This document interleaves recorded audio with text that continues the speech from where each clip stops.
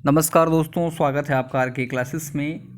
BPSC 67th mains में science और take में आज एक टॉपिक हम लोग कवर करेंगे, जिसमें कि हम लोग बात करेंगे आर्टिफिशियल इंटेलिजेंस के बारे में।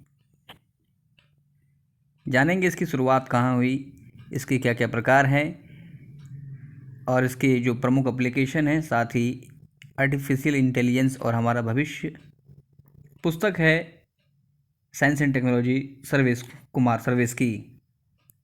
इस टॉपिक को हम कवर करेंगे, लेकिन आपसे रिक्वेस्ट है कि इस टॉपिक को कवर करने के बाद इसका जो पीडीएफ है आपको टेलीग्राम पर मिल जाएगा।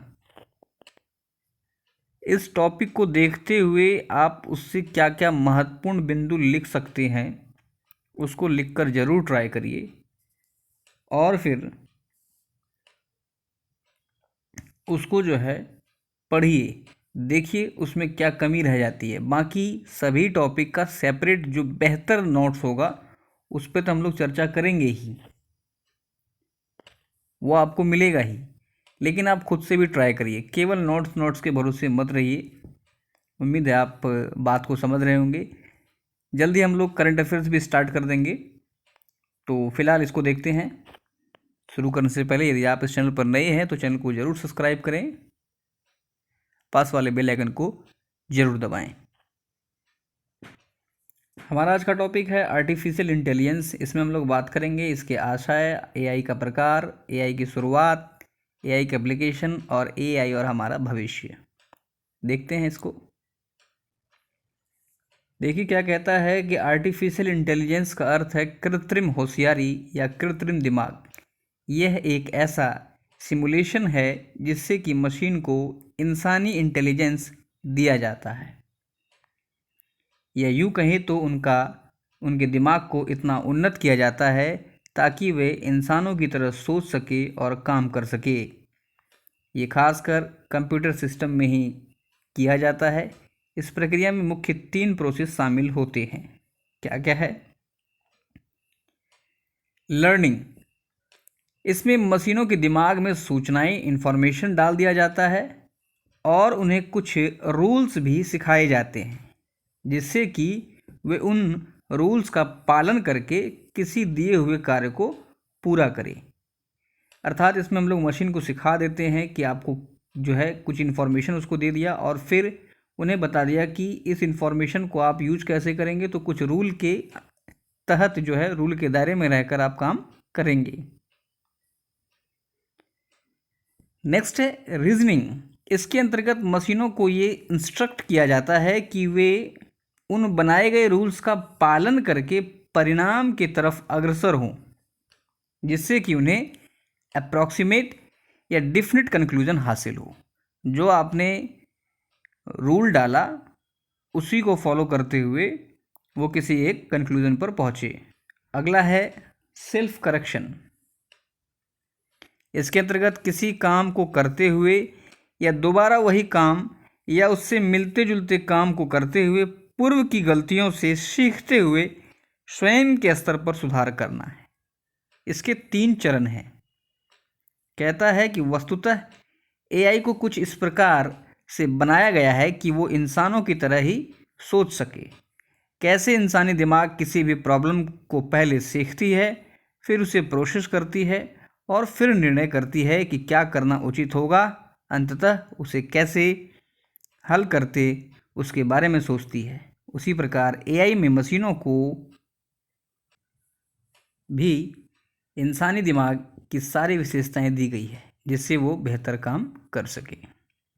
कहता है कि एआई एक ऐसा तकनीक है जिससे कि हम ज्ञान को ऐसे नियमबद्ध तरीके से रख सकेंगे जैसे हम इसका इस्तेमाल बहुत ही प्रभावी रूप से कर सकते हैं। जैसे कि ये पढ़ने और समझने योग्य होना चाहिए जो लोग इसे उपलब्ध कराते हैं। ये आसानी से संशोधित करने योग्य होना चाहिए जिससे कि इसकी त्रुटि को आसानी से सुधारा जा सके। ये बहुत से जगहों में उपयोगी होना चाहिए। आजकल इसका बहुत ज़्यादा ही उपयोग हो रहा है, खास करके विकसित देशों में तो बहुत ज़्यादा।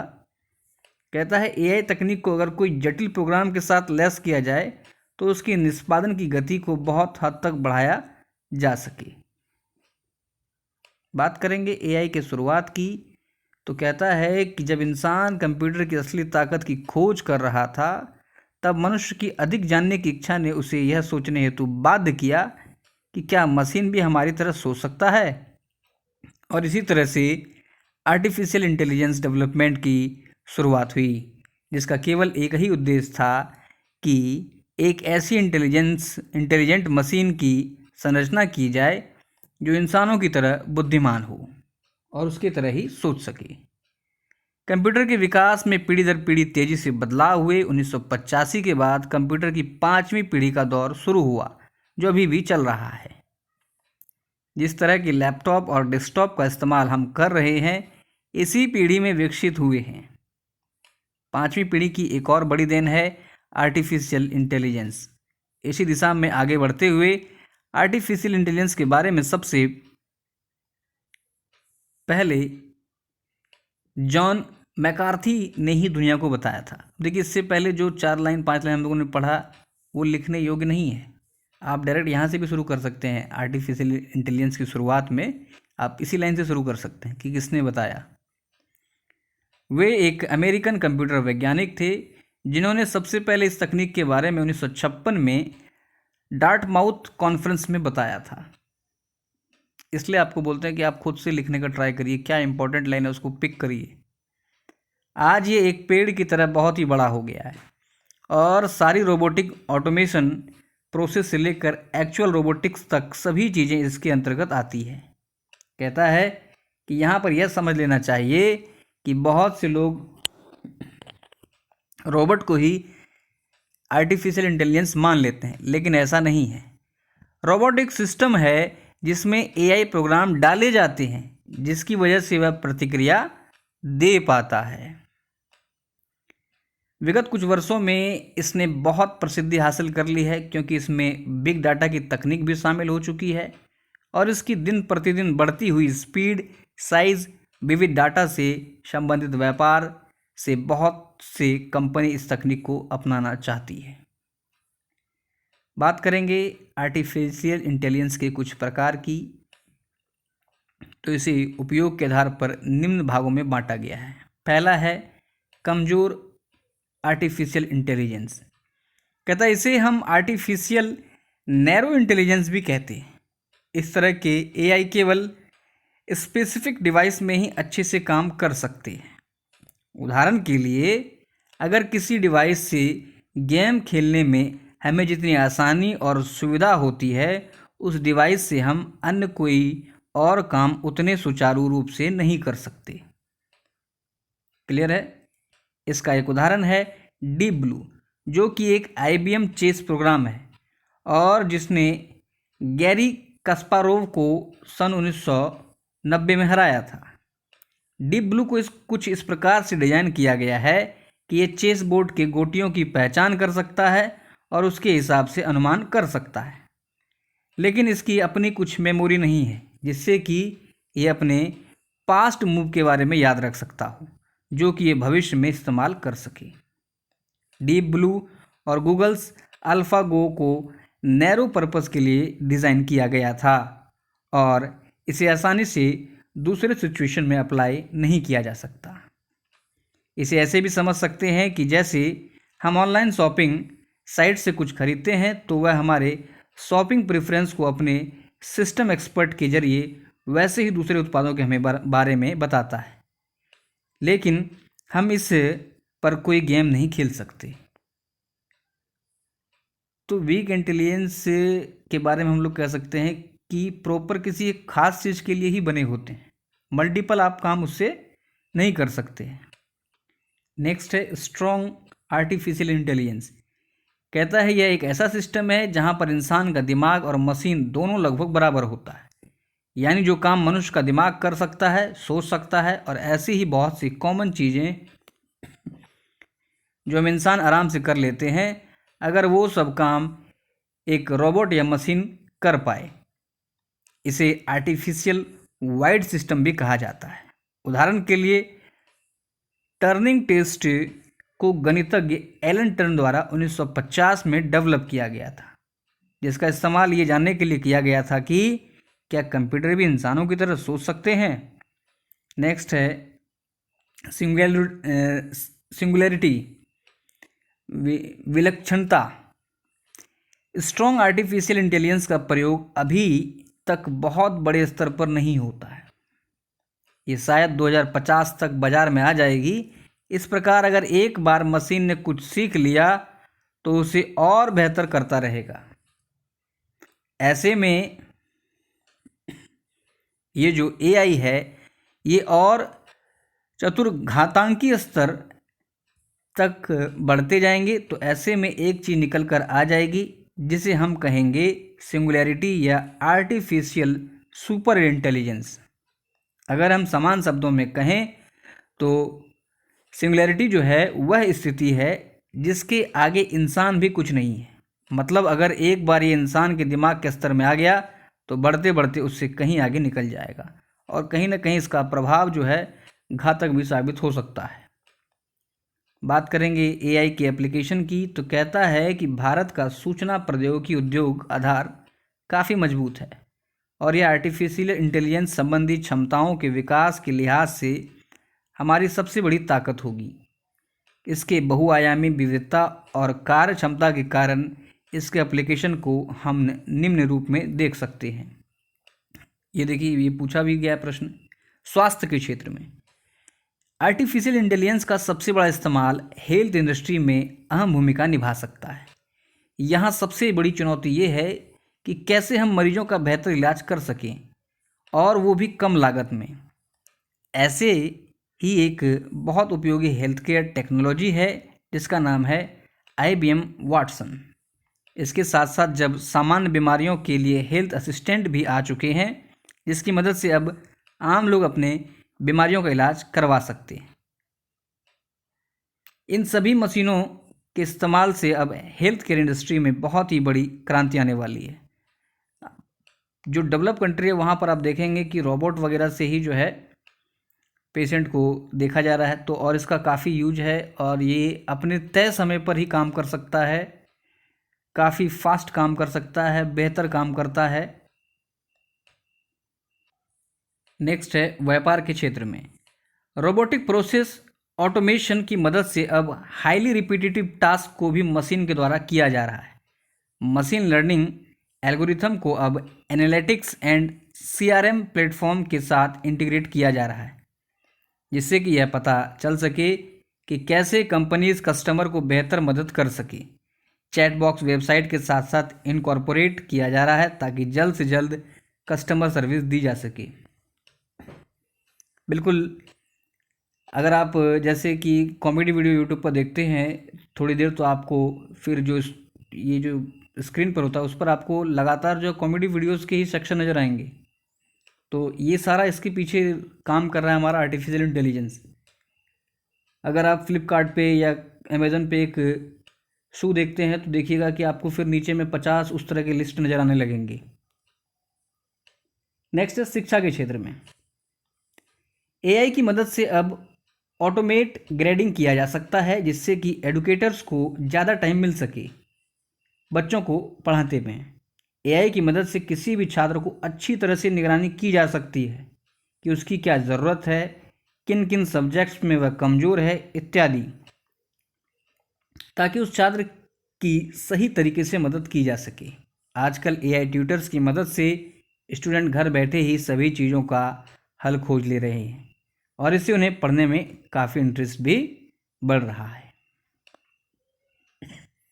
अगला है वित्त के क्षेत्र में आर्टिफिशियल इंटेलिजेंस की मदद से फाइनेंशियल इंस्टीट्यूशन को काफ़ी लाभ मिल रहा है क्योंकि कंपनीज़ को पहले डाटा एनालिसिस में खूब पैसे और समय इन्वेस्ट करना पड़ता था, पर अब ऐसा नहीं होता।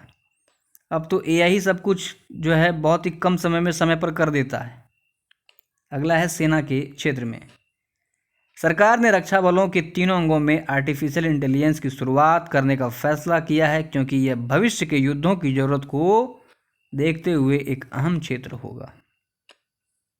कई बार खबरें निकल के आती है कि अमेरिका, चाइना जैसे लोग युद्ध करने हेतु रोबोट्स का निर्माण कर रहे हैं और ये आगे भविष्य में इसको देखा भी जाएगा।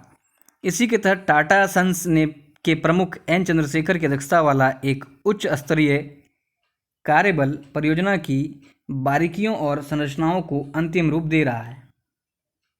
परियोजनाओं का मकसद सुरक्षा बलों को मानव रहित टैंक, पोत, हवाई यानों और रोबोटिक हथियारों से लैस करते हुए उनकी अभियान संबंधी तैयारियों को महत्वपूर्ण तरीके से बढ़ाना है।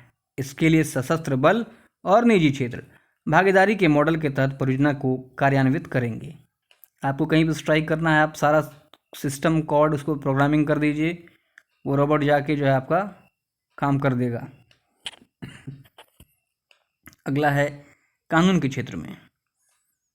पहले कानूनी डॉक्यूमेंट्स की प्रोसेसिंग बहुत ही चिंता पैदा करने वाली बात थी, पर अब एआई की मदद से अब डॉक्यूमेंट्स की प्रोसेसिंग बड़ी आसानी से कर दी जाती है। इससे काम जो है बड़े ही एफिशिएंट तरीके से चलता है। नेक्स्ट है विनिर्माण के क्षेत्र में। आर्टिफिशियल इंटेलिजेंस का इस्तेमाल मैन्युफैक्चरिंग इंडस्ट्री में भी खूब जोरों से है। पहले जिस काम को करने के लिए सैकड़ों लोग लगते थे, वही आज एक मशीन के मदद से काम बहुत जल्दी और बेहतर किया जा रहा है।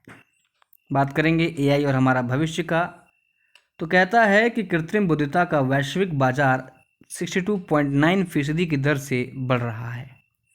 दिन ब दिन आर्टिफिशियल इंटेलिजेंस का इस्तेमाल बढ़ता ही जा रहा है।